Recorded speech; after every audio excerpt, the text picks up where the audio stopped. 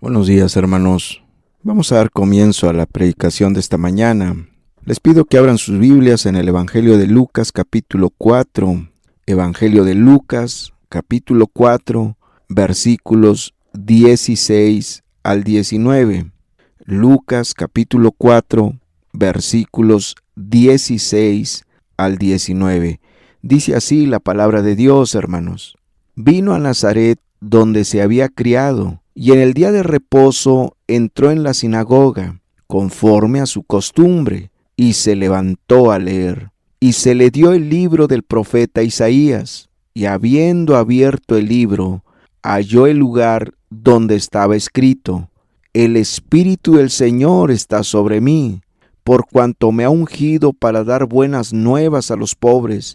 Me ha enviado a sanar a los quebrantados de corazón, a pregonar libertad a los cautivos y vista a los ciegos, a poner en libertad a los oprimidos, a predicar el año agradable del Señor. Hagamos una oración, hermanos. Padre, yo pongo este mensaje en tus manos, Señor. Te ruego, Señor, que tú nos hables, Padre, en esta mañana, Señor. Háblanos tú, ministranos tú, Señor. Por favor, hazlo para tu gloria y para tu honra. En el nombre de Cristo Jesús te lo pido. Amén y amén. Bueno, aquí Lucas está hablando sobre el inicio del ministerio de Cristo. Y dice que Jesús vino a Nazaret, la ciudad donde él se había criado. Y entró en la sinagoga, dice, conforme a su costumbre, y se levantó a leer. Dice que se le dio el libro del profeta Isaías. Con toda intención, Jesús busca el capítulo 61 del libro de Isaías, versículo 1 y 2. Ese es el texto, ese es el pasaje que Jesús busca para dar lectura. En Isaías 61, 1 y 2 dice: El Espíritu de Jehová el Señor está sobre mí, por cuanto me ungió Jehová, me ha enviado a predicar buenas nuevas a los abatidos, a vendar a los quebrantados de corazón, a publicar libertad a los cautivos y a los presos, apertura de la cárcel, a proclamar el año de la buena voluntad de Jehová, y el día de venganza del Dios nuestro, a consolar a todos los enlutados. Eso es lo que dice en Isaías 61, 1 y 2. Y Jesús lee este pasaje de Isaías, pero omite hablar sobre el día de la venganza. Obviamente, con toda intención Jesús lo omite.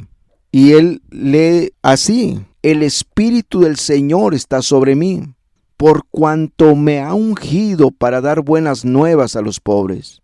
Me ha enviado a sanar a los quebrantados de corazón, a pregonar libertad a los cautivos y vista a los ciegos, a poner en libertad a los oprimidos, a predicar el año agradable del Señor.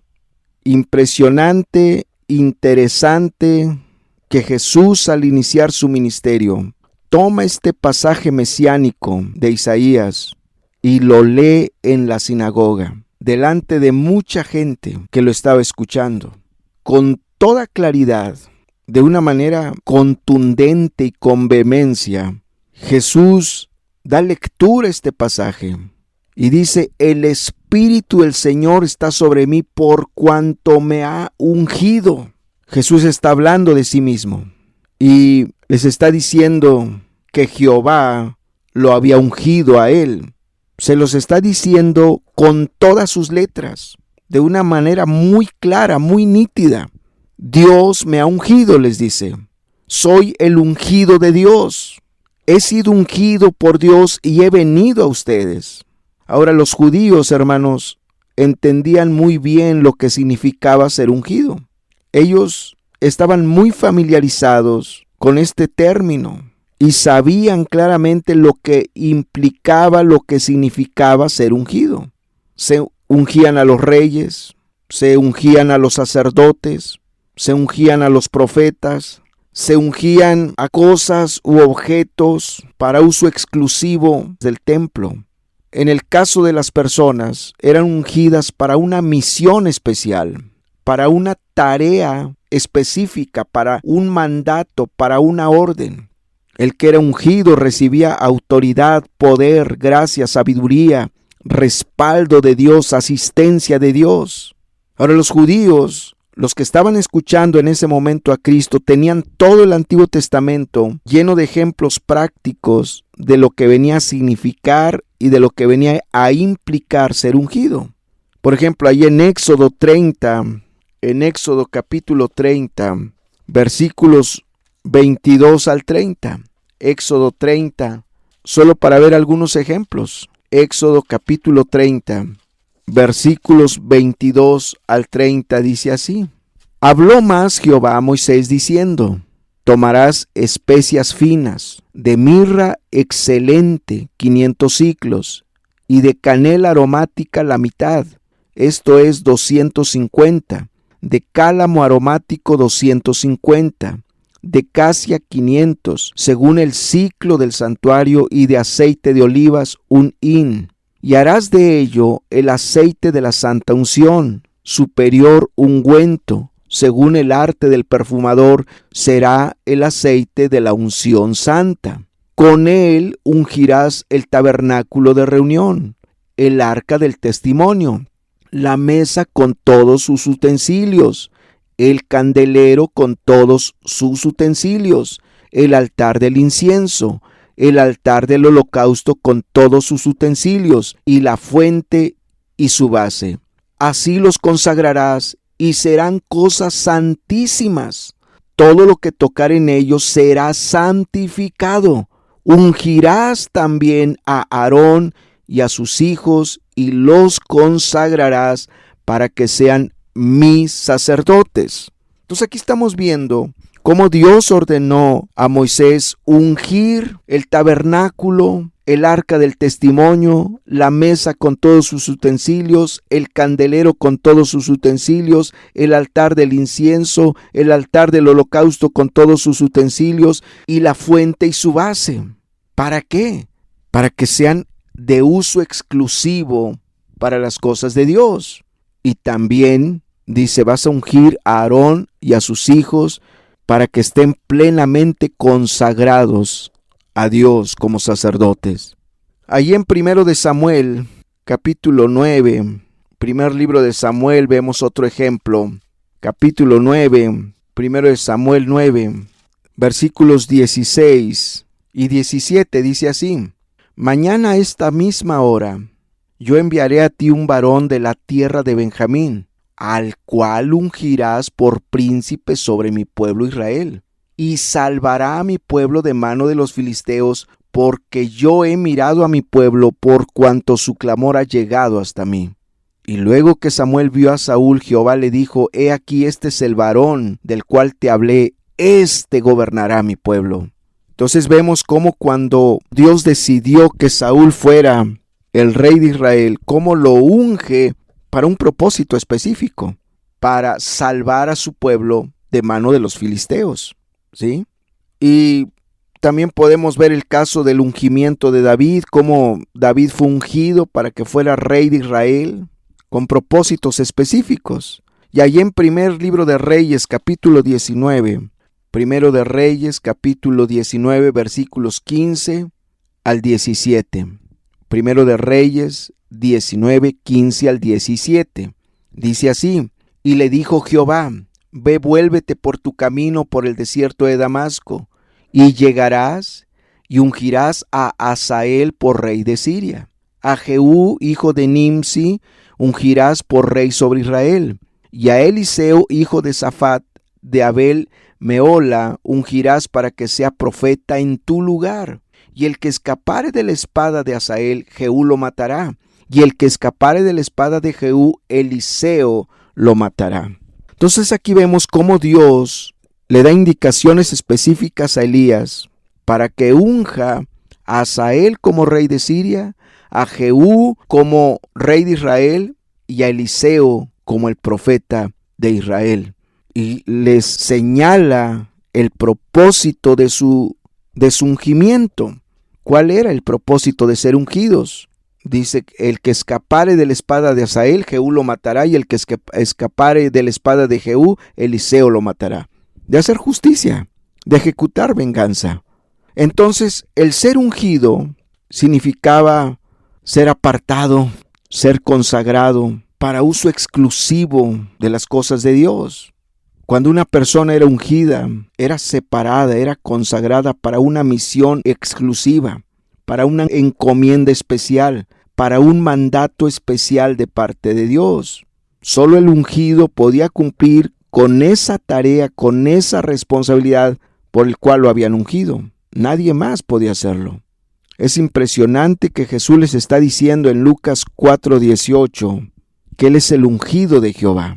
Les dice, yo soy el cumplimiento de Isaías 61, 1 y 2. Yo soy el cumplimiento.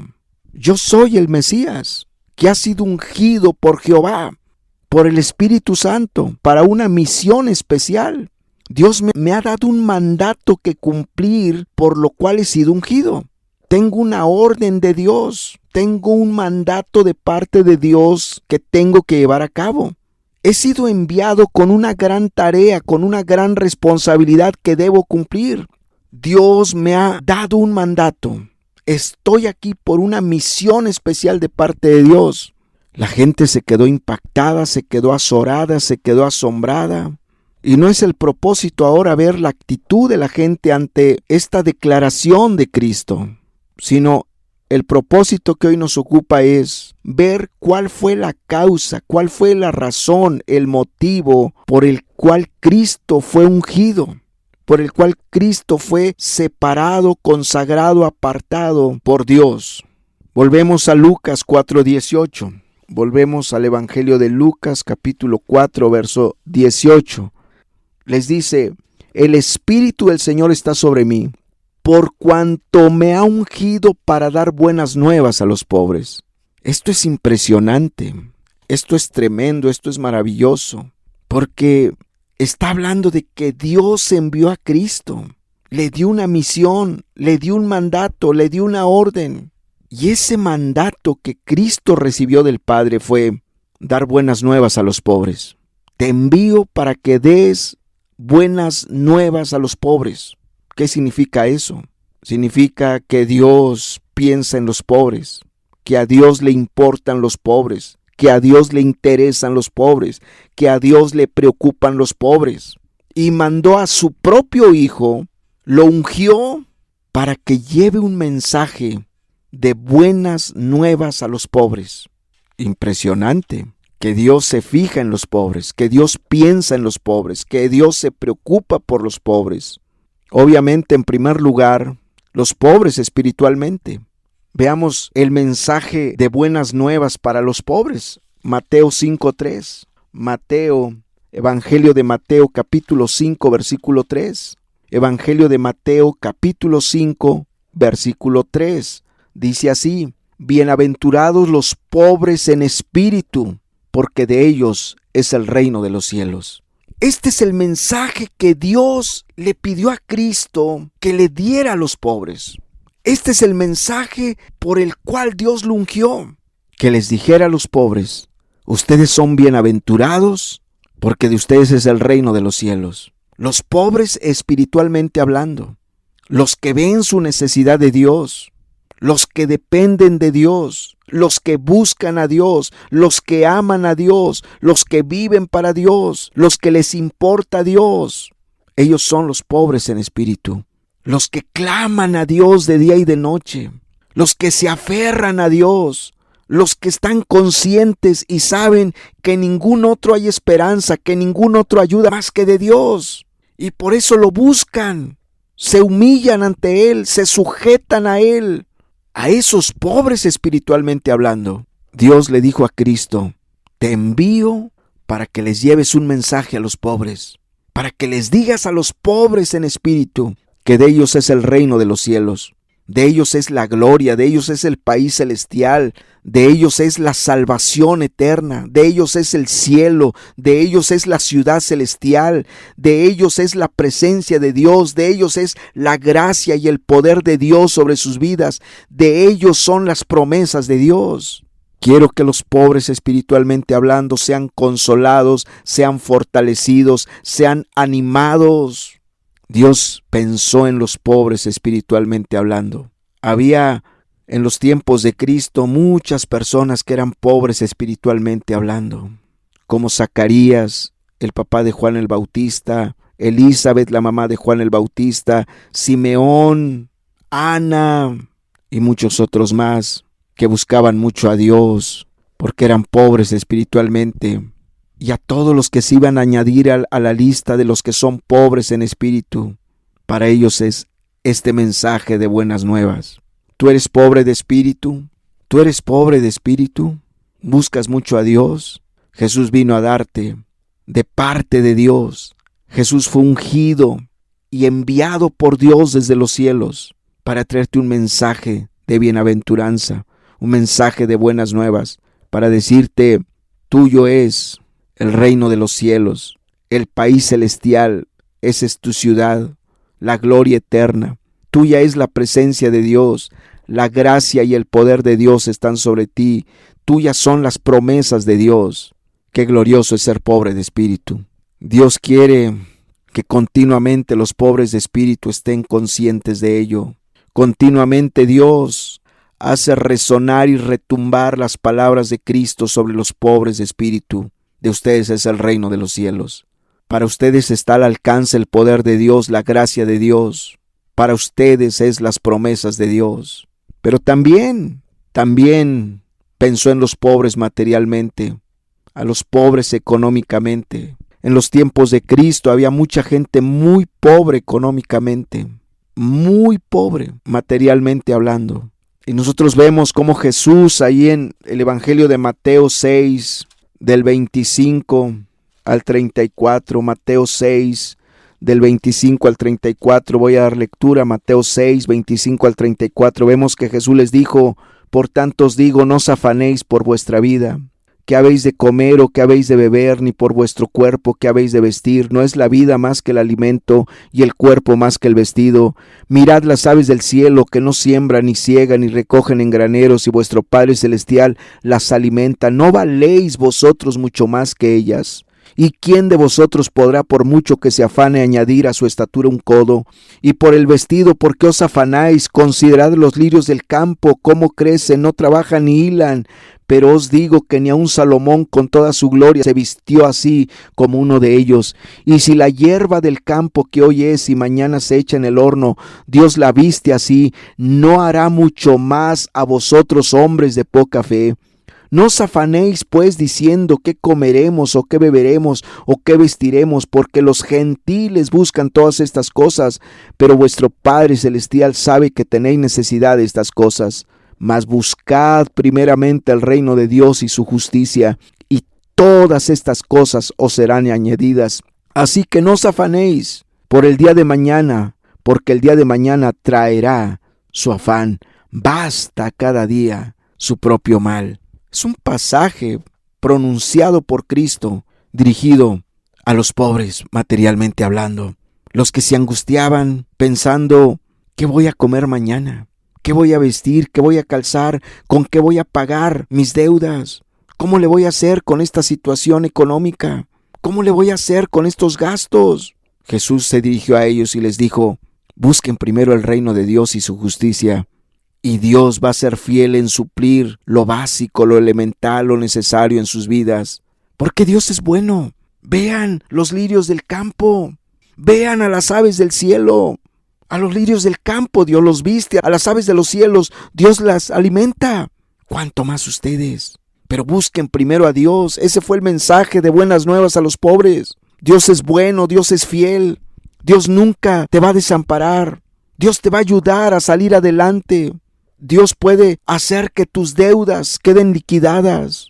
Dios puede suplir cada necesidad en tu vida, pero búscalo primero a Él. Primero busca a Dios y su justicia, y todas las demás cosas van a ser añadidas. ¿Qué mensaje? Para eso fue enviado Cristo. Para eso fue ungido Cristo. El mandato que recibió, la misión que le dieron lleva un mensaje de bienaventuranza, de buenas nuevas a los pobres. A los pobres espiritualmente diles que Dios está con ellos, que de ellos son las promesas, que no faltará la gracia en sus vidas, que no faltará el poder de Dios sobre sus vidas, que no faltará la luz y la dirección de Dios en sus vidas, que de ellos es la salvación, que de ellos es el país celestial, que de ellos es la gloria eterna. Y a los pobres materialmente diles que me busquen primero a mí, que vean cómo yo visto a los lirios del campo, cómo alimento a las aves de los cielos, que yo no voy a dejarlos solos, pero que me busquen. Y yo voy a suplir cada necesidad elemental, yo voy a suplir cada necesidad básica, pero que me pongan a mí en primer lugar, que confíen en mí, que me amen, que me sirvan, y yo voy a ayudarlos en las cosas materiales que los agobian, que los afligen, que los angustian. Yo voy a suplir esas necesidades. Por cuanto me ha ungido, dijo Cristo, para dar buenas nuevas a los pobres. ¿Qué más dice? Lucas 18, me ha enviado a sanar a los quebrantados de corazón. Me ha enviado a sanar a los quebrantados de corazón. Jesús está diciendo, Dios me envió. Traigo una misión específica. Traigo una misión exclusiva, traigo una encomienda de parte de Dios, traigo una orden, un mandato de Dios, de que yo sane a los quebrantados de corazón. ¿Qué revela este pasaje? ¿Qué revela estas palabras de Cristo? La grande preocupación de Dios por los quebrantados de corazón. ¿Tú crees que a Dios no le preocupa el dolor humano, la aflicción, la angustia, el quebrantamiento del hombre? ¿Crees que a Dios no le preocupa las lágrimas de las personas, de mujeres y hombres, de hermanos y de hermanas? Tan le preocupa, tan le interesa, tan le importa, que envió a Cristo, lo ungió y lo envió con una misión especial, con un mandato exclusivo, con una orden. Quiero que sanes a los quebrantados de corazón. Quebrantado de corazón quiere decir estar quebrado, estar hecho pedazos, que tu corazón está hecho cachitos, que estás triturado, que estás aplastado, que estás devastado por los problemas en tu matrimonio, por los problemas con tus hijos, por los problemas con tus padres, por los problemas con tus hermanos, por los problemas en tu trabajo, por los problemas económicos, por los problemas de salud, por causa de las enfermedades. Hay muchas cosas que hacen pedazos el corazón del hombre. Hay muchas cosas que quiebran el corazón del hombre, que hacen pedazos el estado anímico de las personas. Jesús fue enviado para sanar a los quebrantados de corazón. Las injusticias hacen pedazos, quiebran el corazón. La inseguridad quebranta el corazón del hombre. Jesús fue enviado para sanar a los quebrantados de corazón, dándoles paz, restaurando sus vidas, dándoles seguridad, dándoles tranquilidad, dándoles ánimo. Por eso la gran necesidad del hombre es conocer a Cristo, buscar a Cristo, buscar a Dios, porque Él es el que sana los corazones quebrantados. Porque Él es el único que ha sido escogido por Dios, delegado por Dios, de sanar a los quebrantados de corazón. Él tiene la misión exclusiva de Dios, el mandato exclusivo de Dios de sanar a los quebrantados de corazón. ¿Cuál es tu situación emocional actualmente? ¿Cuál es tu estado anímico en el presente? ¿Cómo te sientes? ¿Cómo te encuentras? ¿Cómo estás? ¿Decaído? ¿Desanimado? ¿A punto de tirar la toalla? ¿Cómo estás? Necesitas conocer a Cristo, acercarte a Cristo, refugiarte en Cristo, clamar a Cristo, entregarte a Cristo, convertirte a Cristo, porque Él tiene la encomienda de parte de Dios de sanar a los quebrantados de corazón. Qué glorioso es esto, qué maravilloso es esto. Tu gran necesidad es conocer a Cristo, caminar con Cristo, vivir a Cristo, tener a Cristo en tu corazón, porque tu corazón entonces va a ser sanado, tu vida va a ser restaurada. Sigue diciendo, el Espíritu del Señor está sobre mí por cuanto me ha ungido para dar buenas nuevas a los pobres, me ha enviado a sanar a los quebrantados de corazón, a pregonar libertad a los cautivos, a pregonar libertad a los cautivos, pregonar libertad a los cautivos. Pregonar habla de un mensaje que es dado a voz en cuello. Levantar la voz, que se oiga el mensaje, que se oiga claro, que se oiga fuerte, que se oiga lejos. Eso es pregonar, eso es pregonar. ¿Cuál es el mensaje? Que hay libertad en Cristo Jesús. El mensaje es para los cautivos. Aquí la idea es como cuando un país o una ciudad emprendía una guerra, una batalla, y perdía la batalla.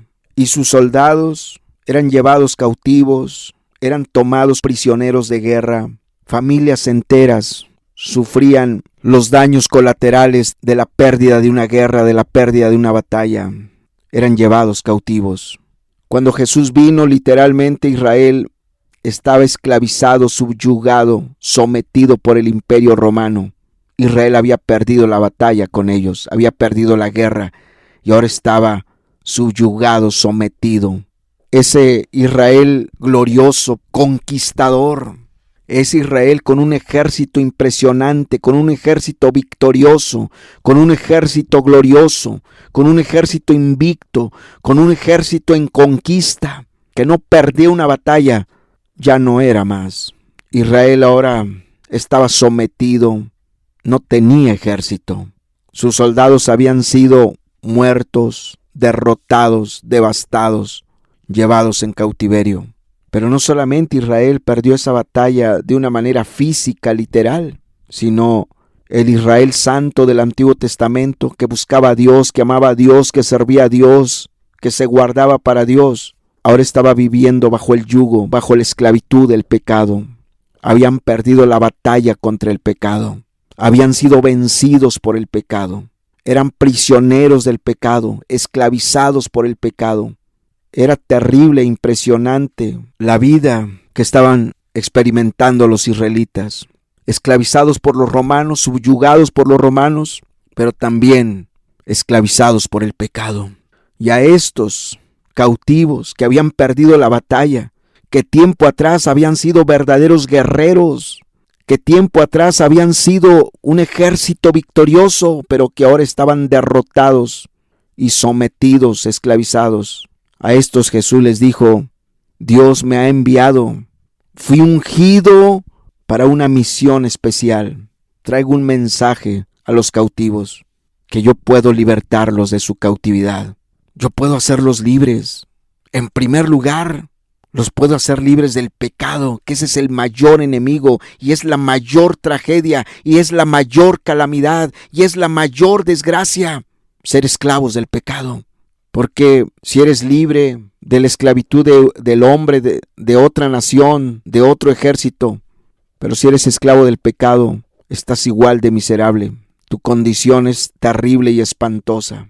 Y Jesús les vino a proclamar, les vino a pregonar libertad a los cautivos. Les dijo ahí en Juan 8:36, el Evangelio de Juan capítulo 8, verso 36. Juan 8:36, Jesús les dijo: así que si el Hijo os libertare, seréis verdaderamente libres. Tienen que conocer al Hijo, les dice, porque yo he venido con la misión especial, con el mandato, con la orden de hacerlos libres. Pero ellos tenían que ir a Cristo, reconocer a Cristo como el Salvador del mundo, como el Mesías, como el enviado de Dios, como el ungido de Dios, y aferrarse a Él, y Él los iba a hacer libres. Pero si lo rechazaban, continuarían en su esclavitud. Aún Jesús tenía el poder para libertarlos del imperio romano. Sin necesidad de levantar un ejército, Él podía libertarlos del imperio romano, hacerlos libres. Él podía mandar una calamidad sobre los romanos que los hubiera acabado como imperio, como nación. Israel hubiera sido libre. Nada imposible para Dios. Pero ellos tenían que ir a Cristo, convertirse a Cristo, volverse a Cristo, entregarse a Cristo, y todo iba a cambiar. Oh, queridos hermanos y amigos, ¿qué podemos decir sobre la condición actual de muchas personas, incluyendo muchos hermanos y hermanas? Primeramente, hay hermanos y hay hermanas que en años pasados, en tiempos pasados, fueron verdaderos soldados de Jesucristo, fueron verdaderos guerreros de Jesucristo. No perdían una batalla, no perdían una guerra.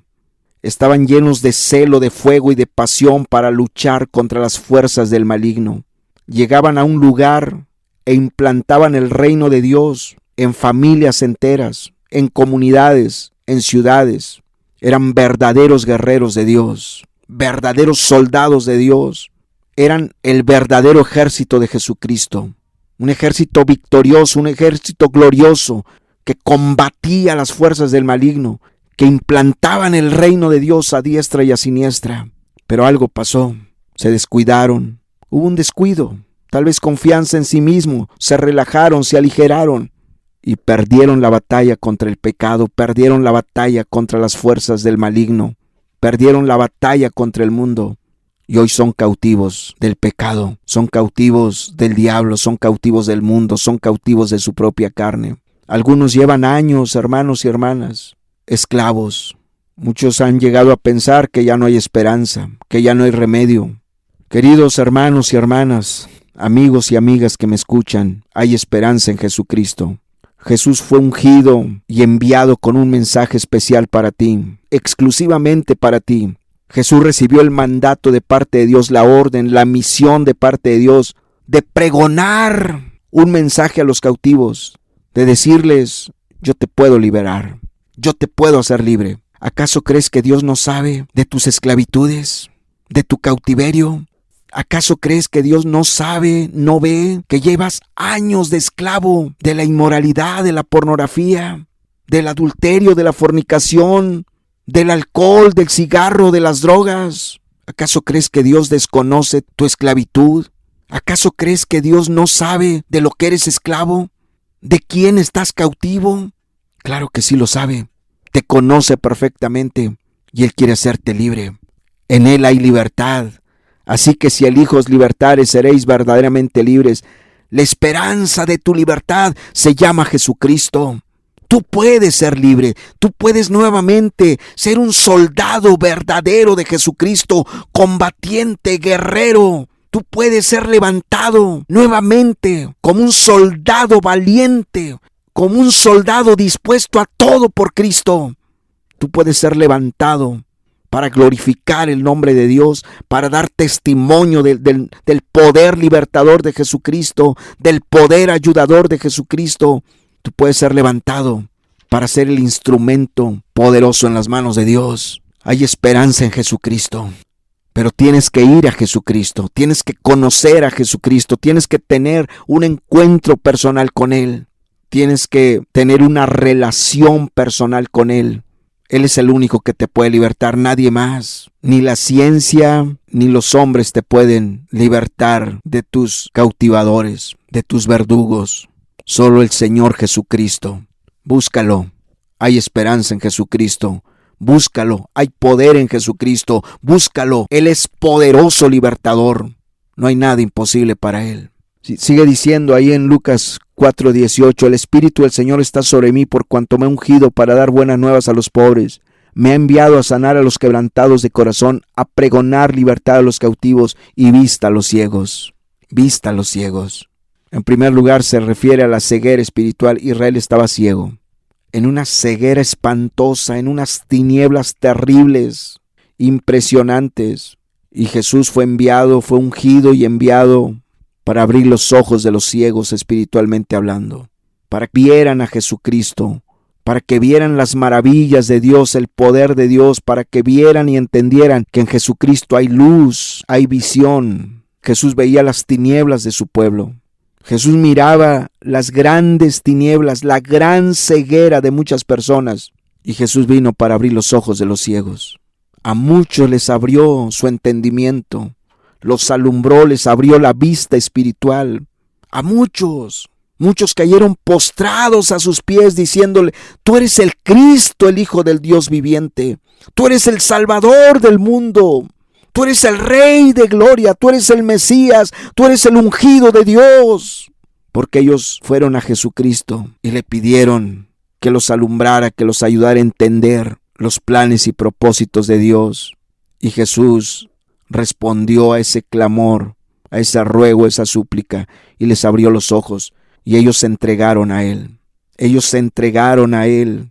Entendieron que Jesucristo era el Cordero de Dios, que quita el pecado del mundo, que Jesucristo era el Salvador del mundo, que Jesucristo era el perdonador de los pecados, que Jesucristo es la vida eterna, que Jesucristo es el camino, la verdad y la vida, que Jesucristo es el buen pastor, que Jesucristo es la luz del mundo, que Jesucristo es el poderoso ayudador, el poderoso libertador.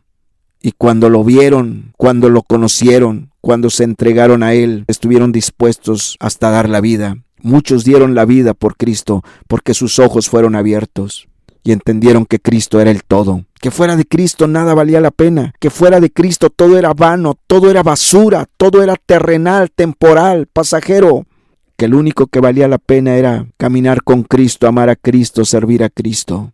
Yo te pregunto, ¿quién es Jesús para ti? ¿Alcanzas a ver su gloria, su magnificencia, su poder? ¿Alcanzas a ver su grandeza?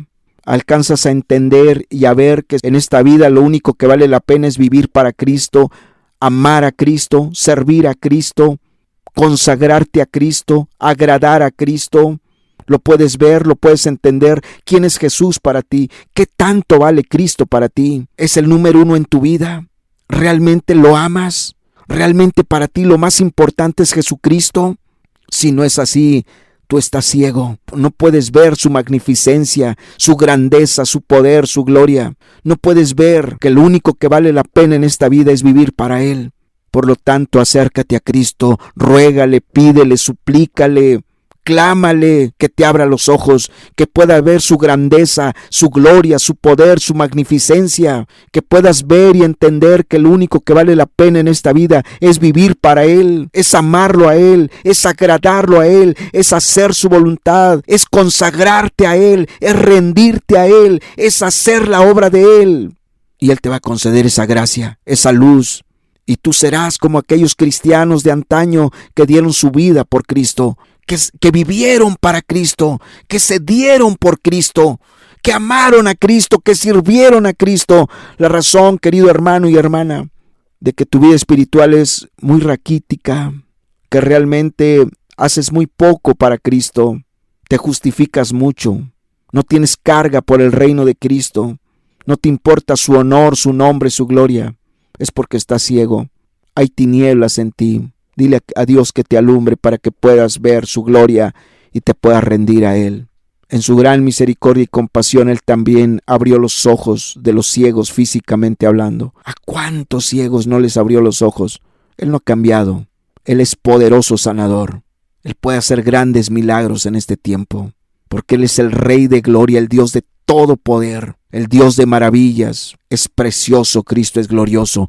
¿Cuánto lo necesitas? ¿Cuánto necesitas conocerlo a Él, acercarte a Él?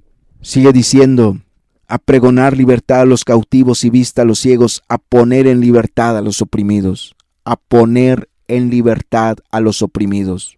¿De qué está hablando aquí?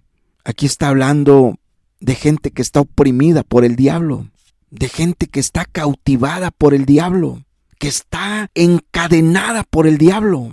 Ahí en Hechos 10:38, Hechos capítulo 10, verso 38, Hechos 10:38 dice así, Hechos 10:38, cómo Dios ungió con el Espíritu Santo y con poder a Jesús de Nazaret, y cómo éste anduvo haciendo bienes y sanando a todos los oprimidos por el diablo, porque Dios estaba con él. ¿Cuántas veces el diablo viene y te oprime tu autoestima, sin razón alguna? O a veces utiliza razones, pretextos, argumentos, un problema, alguna situación, alguna tempestad, alguna adversidad, algo que pasó. Y a veces el diablo aprovecha esas oportunidades para oprimirte, para apachurrarte, para que no puedas levantar tu mirada y ver a Dios, su amor, su grandeza, su poder. ¿Sabes quién te puede hacer libre de la opresión diabólica? ¿Sabes quién te puede hacer libre de la opresión demoníaca? El Señor Jesucristo. El Señor Jesucristo. El Señor Jesucristo te puede hacer. A eso lo enviaron, a darte paz, gozo, seguridad, a levantarte, a restaurarte. Él vino a poner en libertad a los oprimidos. Él vino a romper las cadenas del diablo, a destruir el imperio de Satanás, a destruir el poder del diablo. Por eso fue ungido Cristo, para libertar a los cautivos, para romper las cadenas de Satanás de sobre la vida de una persona. Literalmente hay familias que pareciera que están cautivados por el diablo. Hay hechicería en ellos, espiritismo, amargura, odios, vicios, drogas. Literalmente parece que son la morada del diablo. Pero Jesús vino a libertar a los oprimidos, a romper las cadenas del diablo, a destruir el imperio de Satanás, a hacer añicos las obras del diablo. Él vino a eso. Por eso tienes que tener fe. Tú que conoces a Dios, no importa qué tanta maldad puedes ver en una persona, predícale con fe. Dios lo puede hacer libre. Para Él no hay nada imposible. Pero tienes que hablar la verdad. Tienes que clamar a Cristo porque Él fue enviado para libertar a los oprimidos. Él, tú no. Tú no puedes hacer nada. Tú tienes que clamar a Cristo para que manifieste su poder libertador sobre las personas. Él es poderoso Salvador, poderoso libertador. Claramente dice cómo Dios ungió con el Espíritu Santo y con poder a Jesús de Nazaret y cómo éste anduvo haciendo bienes y sanando a todos los oprimidos por el diablo, porque Dios estaba con él, sanando a todos los oprimidos por el diablo. ¿Alguna vez te has sentido oprimido por el diablo? Agárrate de Cristo, refúgiate en Cristo. Él vino a libertar a los oprimidos. Volvemos a Lucas 4, versículo 19. A predicar el año agradable del Señor. A predicar el año agradable del Señor. ¿Qué significa esto? Significa que Jesús vino a iniciar una nueva era, a inaugurar una nueva era. La era de la buena voluntad de Dios para contigo, para con el hombre. Jesucristo vino a predicar, a proclamar, a pregonar el inicio de la era de la gracia. Es decir, que esta misión de Cristo, revelado aquí en Lucas 4, 18 y 19, no se terminó con el ministerio terrenal de Cristo. O sea, Lucas 4, 18 y 19 no se redujo a los 3 años de ministerio de Cristo en esta tierra. No, Lucas 4, 18 y 19 es el inicio de una nueva era, de la era de la gracia, de la era de la buena voluntad de Dios para con el hombre. Esta era se inició con su primera venida, ¿y sabes cuándo se va a terminar? Con su segunda venida. En la segunda venida de Cristo, ahí se le va a poner fin. Él le va a poner fin a esta era que Él comenzó con su primer venida, la era de la gracia. Ahorita estamos en el año agradable del Señor. Todo hombre y toda mujer puede experimentar Lucas 4, 18 y 19. En todo el mundo, en cualquier país, en cualquier nación, en cualquier pueblo, todas las personas, hombres y mujeres, adolescentes, adultos, jóvenes, ancianos, de todas las edades, de todos los pueblos, de todas las lenguas, de todas las naciones, de todas las tribus, pueden experimentar Lucas 4, 18 y 19. Porque esta era no ha terminado. Esta era está vigente. A Dios le siguen preocupando los pobres. A Dios le siguen preocupando los quebrantados de corazón. A Dios le siguen preocupando los cautivos. A Dios le siguen preocupando los ciegos. A Dios le siguen preocupando los oprimidos. Y quiere dar buenas nuevas a los pobres, sanar a los quebrantados de corazón, pregonar libertad a los cautivos, darle vista a los ciegos, poner en libertad a los oprimidos, y que todo mundo sepa que esta es la era de la buena voluntad de Dios. Tú lo puedes vivir, tú lo puedes experimentar, porque Jesucristo vive. Jesucristo murió y resucitó para seguir cumpliendo con lo que dijo en Lucas 4, 18 y 19. Para eso fue a la cruz, para eso fue a la tumba, para eso resucitó al tercer día, para que sus palabras estén vigentes, sus promesas estén vigentes, para seguir manifestando hasta el fin de la era de la gracia, que culminará con su segunda venida, su poder libertador, su poder ayudador, su poder sanador, su poder bendecidor. Él quiere seguir alumbrando y dando vista a los ciegos, libertando a los oprimidos, sanando a los quebrantados de corazón, libertando a los cautivos, dándole buenas nuevas a los pobres. Qué glorioso es Lucas 4:18. Qué impresionante es Lucas 4:18. ¿Sabes? Lucas 4:18 es para nosotros lo que para el pueblo de Israel era Levítico 25, 8 al 11. ¿Quieres ver lo que dice? Levítico 25, 8 al 11. Dice, y contarás 7 semanas de años, 7 veces 7 años, de modo que los días de las 7 semanas de años vendrán a ser 49 años. Entonces harás tocar fuertemente la trompeta en el mes séptimo, a los 10 días del mes. El día de la expiación harás tocar la trompeta por toda vuestra tierra, y santificaréis el año 50, y pregonaréis libertad en la tierra a todos los moradores. Ese año será de jubileo, y volveréis cada uno a vuestra posesión, y cada cual volverá a su familia. El año 50 os será de jubileo, no sembraréis ni segaréis lo que naciere. El año del jubileo. Lucas 4:18 es para nosotros lo que para el pueblo de Israel era el año del jubileo. ¿Qué era el año del jubileo? El año del jubileo en Israel se celebraba cada 50 años. El año 50, ese año era conmemorativo, era un año de gozo, de felicidad, de dicha. Los esclavos eran libres, todas las deudas eran perdonadas, las familias eran restauradas, volvían a ser integradas las familias, los matrimonios eran restaurados, venía paz, gozo, felicidad, alegría en el pueblo de Israel, porque había llegado el año del jubileo.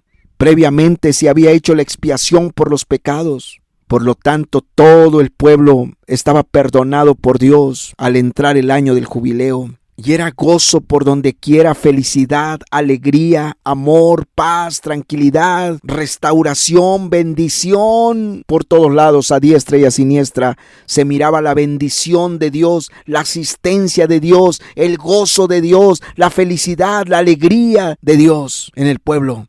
Pero hay una gran diferencia entre el jubileo de ellos y el jubileo nuestro de Lucas 4:18. Y la gran diferencia es que con ellos solo era cada 50 años. Cada 50 años ellos celebraban el año del jubileo. Nosotros podemos experimentar Lucas 4:18 todos los días. Tú todos los días puedes experimentar a Dios, vivir a Dios, tener a Dios, experimentar su buena voluntad, experimentar su gracia, su asistencia, su poder, su consuelo, su fortaleza. Todos los días puedes experimentar su poder ayudador, su poder libertador, su poder transformador. Todos los días puedes experimentar a Dios.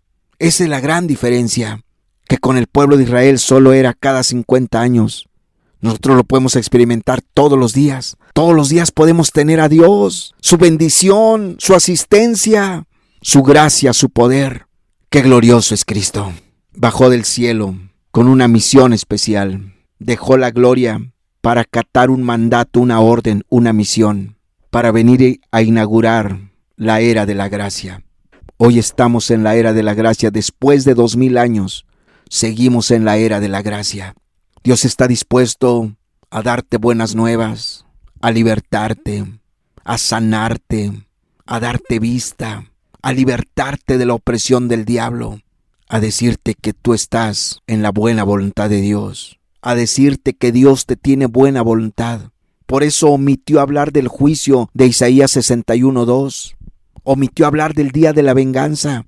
Por eso lo omitió, porque Dios solo quiso enfocarse en que entiendas, en que comprendas, en que veas que Dios te tiene buena voluntad y que Él quiere que lo conozcas, que Él quiere tener una relación personal contigo, que tú necesitas acercarte a Cristo, entregarte a Cristo, convertirte a Cristo, consagrarte a Cristo, amar a Cristo, servir a Cristo, vivir para Cristo, porque Él es la única esperanza, porque Él es el Salvador del mundo, porque Él es el único que te puede perdonar los pecados, porque Él es el camino, la verdad y la vida, porque Él es la puerta para entrar al cielo, el gran pastor de las ovejas por la sangre del pacto eterno, porque Él es la vid verdadera, porque Él es el todo del hombre.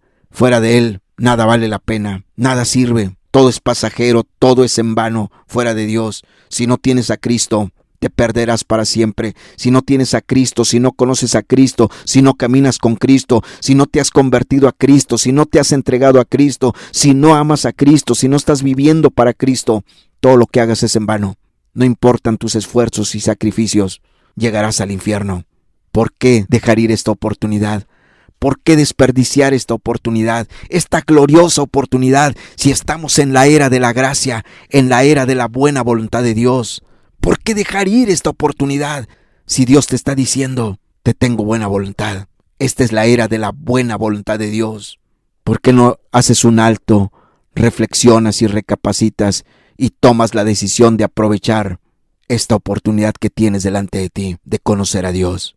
Ahora, por lo pronto, digamos que Dios no está dispuesto a castigarte, a enjuiciarte, sino a perdonarte, a darte una oportunidad, a levantarte, a restaurarte. A eso sí está dispuesto Dios. ¿Por qué no te humillas? ¿Por qué no le clamas? ¿Por qué no ves su gloria, su poder, lo que puede hacer contigo? Lo ha hecho con muchos, ya lo ha hecho con muchos. Hay mucha gente que ha experimentado el grande amor de Dios. Tú también lo puedes experimentar y entenderás que es lo único que vale la pena. Jesucristo es lo único que vale la pena. Cerremos nuestros ojos, hagamos una breve oración. Padre, despierta interés en que cada persona que escuche este mensaje, cada hermano, cada hermana, quiera conocerte más, y los que nunca te han conocido, que anhelen, que deseen conocerte, que aprovechen esta era de la gracia, que entiendan que tienes buena voluntad con ellos, que por ahora, por el momento, no quieres ejecutar venganza, juicio, destrucción, sino estás esperando a que el hombre se arrepienta, se convierta, se vuelva a ti, se entregue a ti, esté dispuesto a amarte y servirte y vivir para ti, Señor. Oh bendito Dios, te pido que cada persona que escuche este mensaje anhele conocerte. Los hermanos y las hermanas que anhelen conocerte más, consagrarse más a ti, vivir para ti, Señor.